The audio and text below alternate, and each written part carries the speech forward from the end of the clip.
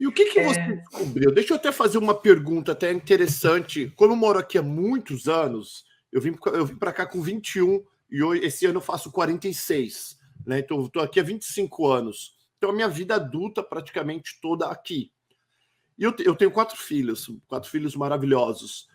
E eu vejo muito aqui em Orlando. Vou falar em Orlando. Orlando eu estou há 19, indo para 20 anos que eu estou aqui em Orlando.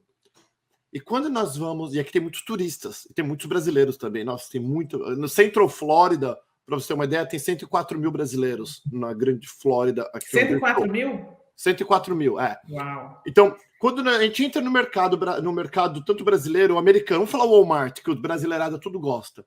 Você ouviu criança gritando e correndo, na hora você fala brasileiro. Aí você vai ver, são brasileiros. O que acontece com a nossa cultura, não vou generalizar, porque eu também sou brasileiro e meus filhos são diferentes, e eu tenho vários amigos brasileiros que os filhos são diferentes. Mas, em modo geral, a maioria, filho do brasileiro, fala assim, manhã, fala meio que chorando, pedindo. Geralmente tem um cabelinho compridinho, não obediente, a mãe larga solto para cima e para baixo, não tem, né? Restaurante, você vê criança correndo, supermercado, criança correndo. E aqui na América, se você não sabe ainda, você vai ficar sabendo, tá cheio de gente que sequestra criança. Sim. Aqui, sim. Não pensa que aqui é América, que é um dos países que mais sequestram crianças, né? Incrível, gente. E eu vejo essas mães. Aí, não, pior que a mãe, para mim, ó, você já pode fazer uma análise comportamental minha aqui também, que eu sou meio doido. É o pai mole, aquele pai sunção, aquele cara de bobo, assim, ó. E a criança faz o que quer e ninguém tá nem aí. Quem que tá ali que tem que. Você sabe o que acontece? É legal. Eu acho que isso aqui. É problema de pai ou problema de filho? Isso aí dá uma boa reflexão, na verdade, né, Paulo? Porque envolve muitas coisas, tudo isso que você está falando. Envolve, primeiramente, a cultura, né? O brasileiro. Você já percebeu tanto que o brasileiro gosta de falar? Você já percebeu como é que o brasileiro tem dificuldade de ouvir? Quando junta brasileiros numa turma, todo mundo quer falar, mas ninguém quer ouvir ninguém. Você já percebeu isso, Paulo?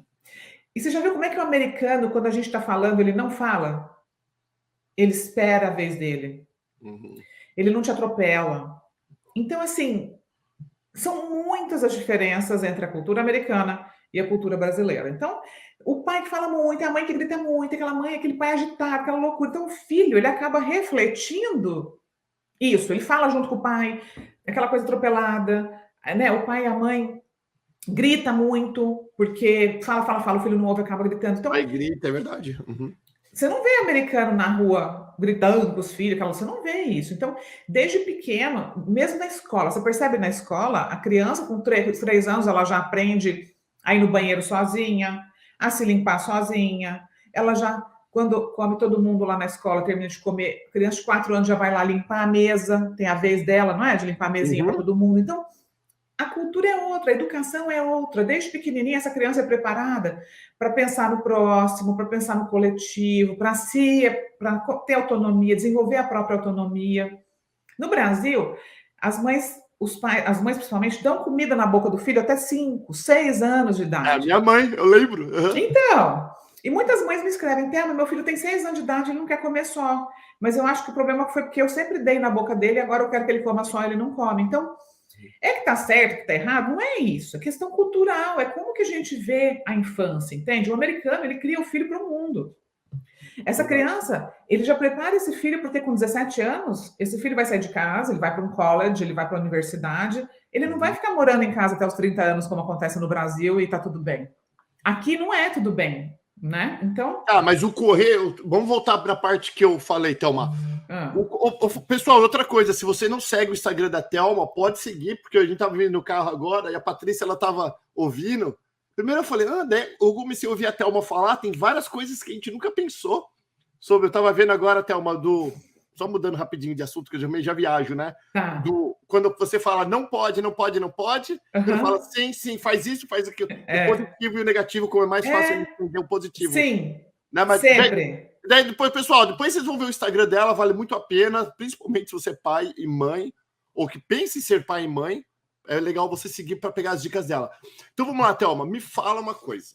Tá, eu entendi cultura diferente, mas educação é educação em qualquer parte do mundo. O que é educação?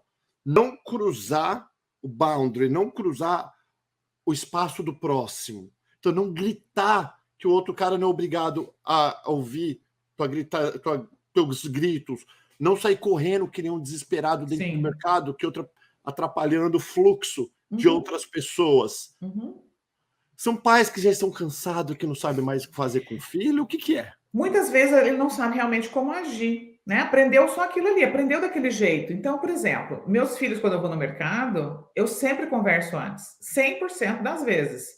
Bom, agora o Lourenço já está fazendo 8 anos, já está maior, já entende as coisas, mas eu sempre converso. Olha, mamãe, agora a gente vai no mercado, nós vamos comprar, né? Vamos fazer compras. E mamãe não vai comprar doce, não vai comprar aquilo. Eu já combino antes, entende? Como é que vai ser o jogo. Muitas vezes ele fala assim, mas posso comprar um chiclete no final? Pode, vou comprar um chiclete. Então chega lá, Paulo, eles já sabem o que vai acontecer. Não adianta ficar lá gritando que quer isso, que é aquilo. Não.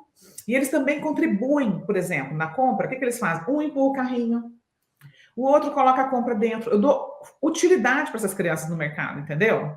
Ó, tá aqui a lista, filho. A gente tem que comprar isso, isso, isso, isso. Mamãe, já pegou leite, já pegou a cenoura. Eles vão, a gente vai como um grande time no mercado. Não é para aquela criança ficar ali, sabe? Pegando. Sem saber o que fazer. Exatamente. Então, assim, eu acho que a gente tem que aprender. A educação é muito isso, sobre treinar a criança. Não é eu ir lá e brigar e ferir, bater, criticar. Não. Eu ensinar e treinar. E isso leva tempo, né, Paulo? A gente não pode esperar um comportamento assim de uma criança de 2, 3 anos. É uma coisa que eu vi que a Patrícia falou aqui, que eu estava vendo aqui no comentário, a Patrícia falou, que não é só brasileiro, as pessoas estão com preguiça de educar os filhos hoje em dia. É assim, é que a gente está falando da diferença entre brasileiro e americano. Realmente, aqui nos Estados Unidos é muito difícil a gente ver esse tipo de coisa que a gente vê no Brasil, esse tumulto, com as crianças, mas a gente está falando de uma parte cultural. Sobre a educação, isso é algo que existe no mundo todo, né? Porque eu falo que educar é sobre a gente aprender a se relacionar, Paulo. E muita gente acha que educar é bater, colocar o filho de castigo, sabe? É fazer a criança sofrer. Isso não é educar, isso é ferir. E se relacionar é algo muito mais difícil. Porque eu primeiro preciso aprender a lidar com o que eu sinto. Eu preciso entender o que eu sinto. Eu preciso frear os meus impulsos, a minha forma automática de agir. Estou com raiva? Opa, peraí, então deixa eu frear, deixa eu pensar, deixa eu parar. Estou com raiva, vou esperar essa raiva passar, daqui a pouco eu falo o que precisa ser falado. Então, quando a gente está ali naquele modo automático, você não faz essa reflexão. Você está com raiva, você explode. Você está com raiva, você bate. Você está com raiva, você castiga. E isso você não está educando, você está ferindo e não. Você tem que se reeducar. Eu falo que o maior trabalho que eu tive na minha vida como mãe foi entender isso e me reeducar. Porque não é sobre educar os filhos, é primeiro se reeducar como ser humano, saber lidar com o que você sente, entender o comportamento infantil, para poder, então, educar. Faz sentido para você, Paulo? Faz sentido, porque assim, ó, educar filho, não existe um manual que serve para todos igual. Né? As pessoas são diferentes, são únicas. Porque são pessoas diferentes, e eu sempre dou o exemplo que os nossos filhos foram fabricados para nós exatamente.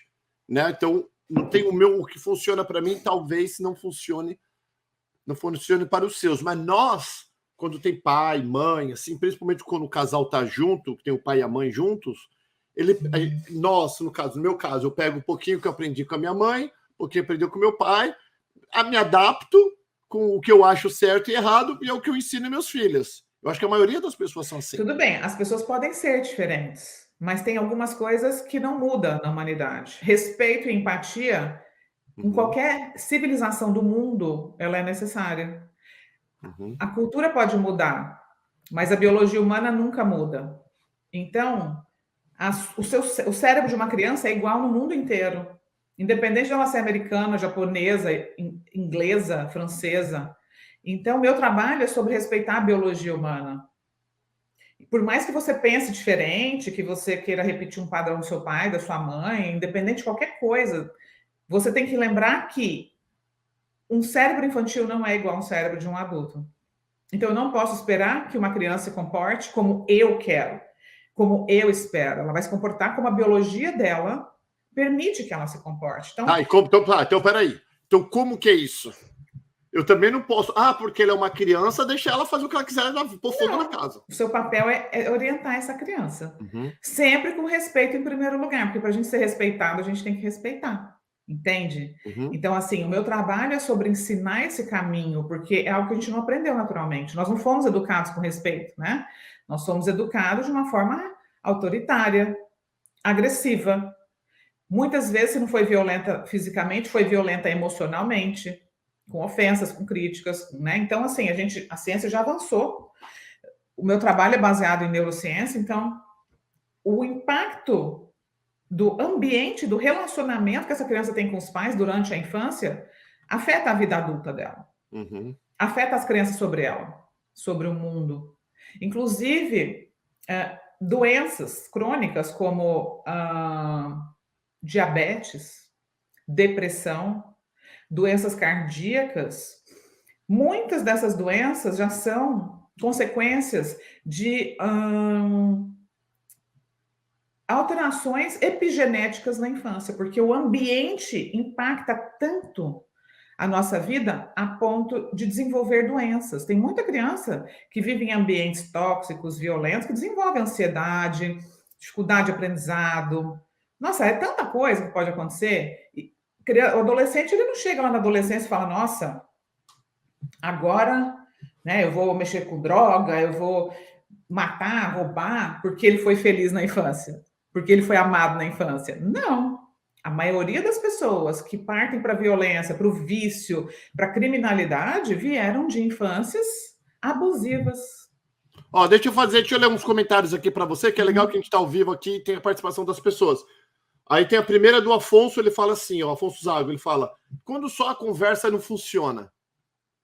Bom, mas muitas vezes não é só sobre conversar, né? No meu livro, nos meus cursos, eu ensino inúmeras estratégias sobre a gente se relacionar com uma criança, fazer combinados, focar em solução, explicar para ela, né, as consequências, deixar ela experimentar as consequências daquilo que ela está fazendo. Então, assim, tem pais que são super protetores, não deixa a criança. Vamos supor que está frio ali fora, Paulo. Tá frio, seu filho não quer colocar um casaco. Você pode até conversar com ele, filho, mas tá frio, coloca o casaco. E ele, eu não quero, não quero. E o que esse pai faz? Entra numa luta corporal, né? Para vestir o casaco na criança, coloca esse casaco. Gente, deixa a criança ir lá fora. Deixa passar frio. Deixa ela assim, não é passar frio, deixa ela sentir o frio. Talvez ela nunca tenha sentido frio na vida dela, ela não sabe o que é o frio. E isso tudo pode ser feito de uma forma muito tranquila. Filho, tá bom, seu casaco tá aqui então, ó. Leva ele, amarra na cintura. Se você sentir frio, você coloca. Entende? Muitas vezes não é sobre conversar, é deixar a criança experimentar. É lógico que você não vai deixar isso para tudo, você não pode deixar seu filho perto de uma piscina, sem saber nadar, esperar ele cair para aprender, entende? Mas esse treinamento de deixar a criança falar, puxa, mesmo, tá frio. Da próxima vez, você não vai precisar ficar falando para ela, olha, tá frio, põe o casaco. Ela mesma fala, nossa, eu senti frio, foi ruim, deixa eu colocar o meu casaco. Tem um outro aqui, do Edson Silva, porque esse aqui vamos ver o que você vai falar. Aqui a galera participa e dá a opinião dele. Ele fala assim, narigudo sou eu, né?